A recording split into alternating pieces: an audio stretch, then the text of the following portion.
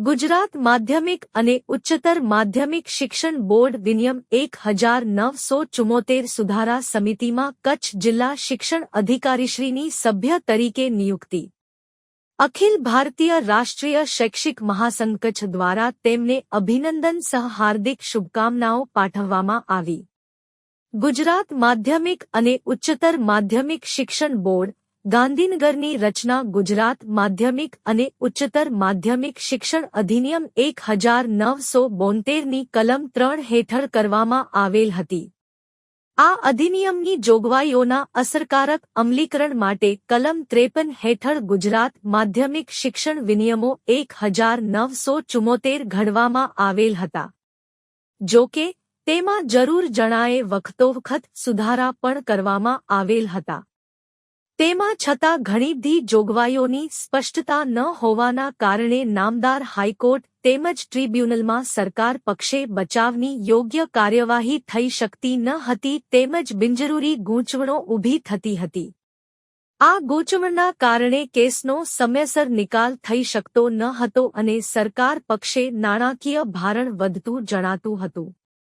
જેથી ગુજરાત માધ્યમિક અને ઉચ્ચતર માધ્યમિક શિક્ષણ વિનિયમોમાં સુધારો કરવા માટે સમિતિની રચના કરવાની જરૂરત જણાઈ. તેથી ગુજરાત માધ્યમિક અને ઉચ્ચતર માધ્યમિક શિક્ષણ વિનિયમો 1974માં સુધારો કરવા માટે અધ્યક્ષ ગુજરાત માધ્યમિક અને ઉચ્ચતર માધ્યમિક શિક્ષણ બોર્ડના અધ્યક્ષ સ્થાને સમિતિના સભ્યોની નિમણૂક કરવામાં આવી છે. આ પ્રકારની વિનિયમ 1974 સુધારા સમિતિમાં કચ્છ જિલ્લા શિક્ષણ અધિકારી શ્રી સંજયભાઈ પરમાર સાહેબની પણ સભ્ય તરીકે નિયુક્તિ કરવામાં આવેલ છે, જે સમગ્ર કચ્છ માટે ગૌરવની વાત છે. તો એ બદલ અખિલ ભારતીય રાષ્ટ્રીય શૈક્ષિક મહાસંઘ કચ્છ ગ્રાન્ટેડ તેમજ સરકારી માધ્યમિક ઉચ્ચતર સંવર્ગ દ્વારા તેમને અભિનંદન પાઠવી શાલ તેમજ રાષ્ટ્રવાદી કેલેન્ડર વડે તેમનું સન્માન કરવામાં આવેલ હતું.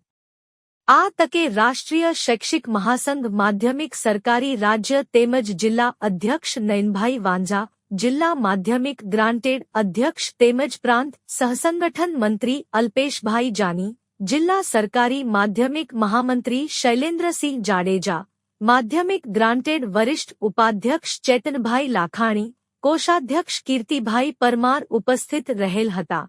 એવું રાષ્ટ્રીય શૈક્ષિક મહાસંઘ કચ્છ ગ્રાન્ટેડ માધ્યમિક પ્રચાર પ્રમુખ કિશનભાઈ પટેલની યાદીમાં જણાવાયેલ હતું. રમેશભાઈ ભાનુશાલી નલિયા, અબડાસા, કચ્છ.